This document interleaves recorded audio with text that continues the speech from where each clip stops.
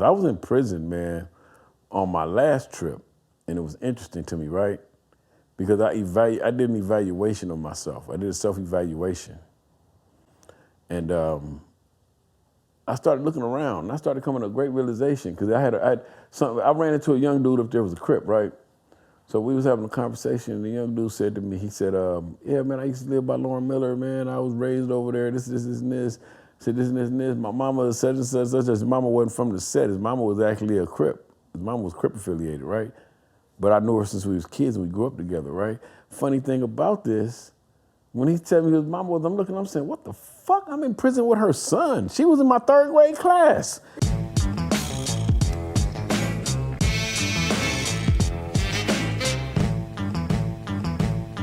I really started to evaluate myself. So that was your last prison trip you're talking about? When I was in Susanville. So this was around 2004 No, I or went 5? to prison in 2006 and got out in 2008. Okay, 2006. First time I ever went to prison, I went in 1987. I got out in 1989.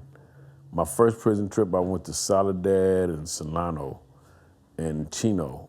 My last prison trip, I went to Susanville and I went to Delano. And in between, it was a whole bunch of it was 3 other prison trips in the between that. But the funny thing about it is that when I was in there, I started really evaluating. You know, it hit me. I said, I really got to change my life, because I'm starting to. The thing about it was that I started to come to a point to where I said, damn, I'm doing the same thing over and over again. I'm expecting a different result. That's insanity. I had come to a realization that I had to start working on my own self, because I had to start working on self-improvement. I started getting into things like, I started following motivational speakers and stuff, man. I started doing other stuff to try to get my head right, because of the fact that the way that I was psychologically, I was programmed by the street.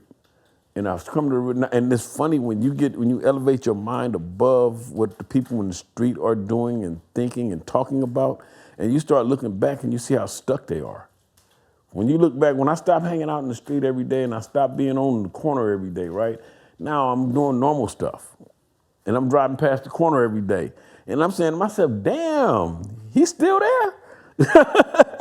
I stopped hanging out on this corner 3 years ago. Same motherfucker still there that I was hanging out on the corner with. You know what I mean? I think that last prison trip is important, because you ain't been back since. No, I had to start reevaluating my life, man, and started figuring.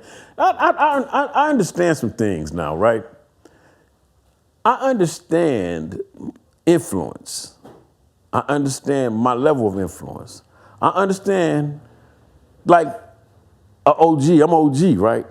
I understand what it takes to be that. I understand that I'm not gonna be viewed as an OG if I'm on a street corner with the young people and I'm trying to do what they're doing, competing with them, doing what they're doing.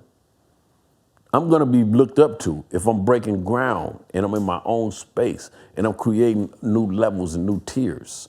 See, to me right now, I always speak about things like, I talk to people all the time about economics, starting businesses. Since I got out of prison, I started my own business, cleaning carpet.